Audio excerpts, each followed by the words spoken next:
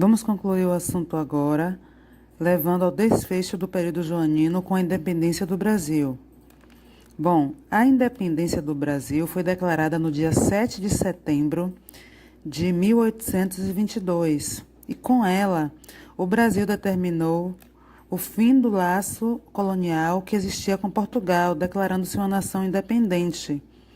A independência do Brasil foi resultado de várias transformações que o país enfrentou ao longo do período joanino e teve como grandes nomes Pedro de Alcântara e José Bonifácio.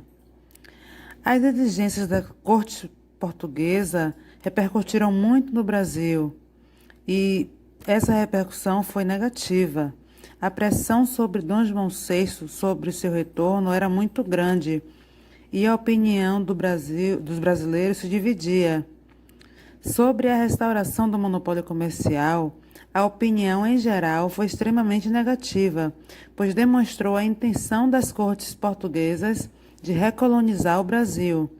Pressionado, Dom João VI jurou lealdade à Constituição Portuguesa em fevereiro de 1821 e, em abril, partia junto com o restante da corte de volta para Lisboa. No entanto, seu filho, Pedro de Alcântara, permaneceria no Rio de Janeiro como príncipe regente do Brasil. A partir daí, a relação entre Brasil e Portugal só se desgastou, a começar pela atuação das cortes portuguesas e sua relação com os representantes brasileiros. Os portugueses demonstraram a intenção de impor autoridade de Lisboa sobre as regiões do Império Português. Destaca-se que os colonizadores tratavam os representantes brasileiros e o próprio Brasil com muito desdém. A intransigência dos portugueses na relação com os brasileiros fez com que a disposição da elite brasileira a negociar fosse transformada em resistência. Com isso, a agitação revolucionária no Brasil começou a aumentar e foi impulsionada pela elite do Sudeste. Se destaca que, em setembro e outubro, a relação entre Brasil e Portugal se agravou por medidas determinadas pela Corte.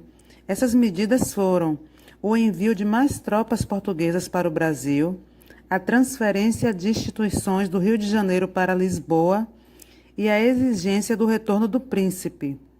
A reação ao pedido do retorno de Dom Pedro foi negativa, fazendo com que os brasileiros insatisfeitos organizassem o que ficou conhecido como Clube da Resistência. Por meio desse clube, foi organizado um abaixo-assinado contra o retorno de Dom Pedro a Portugal. O príncipe regente recebeu esse documento com 8.000 assinaturas em janeiro de 1822.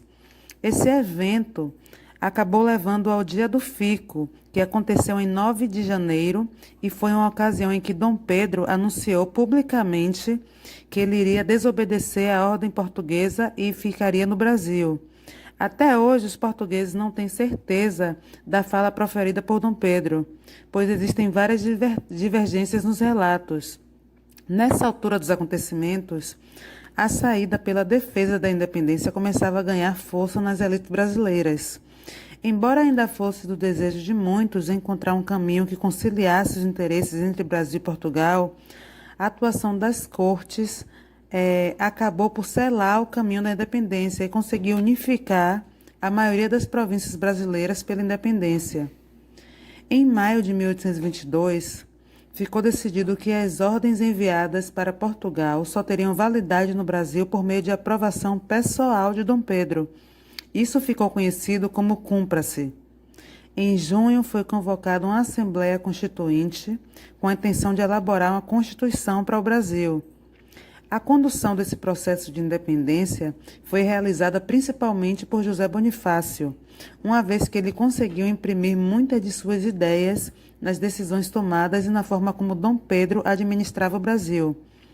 Por fim, veio o rompimento oficial. No final de agosto, uma carta com as novas ordens de Portugal chegava ao Brasil. E o tom continuava ríspido. As cortes criticavam os privilégios brasileiros e exigiam novamente o retorno do regente, e chamavam José Bonifácio de traidor.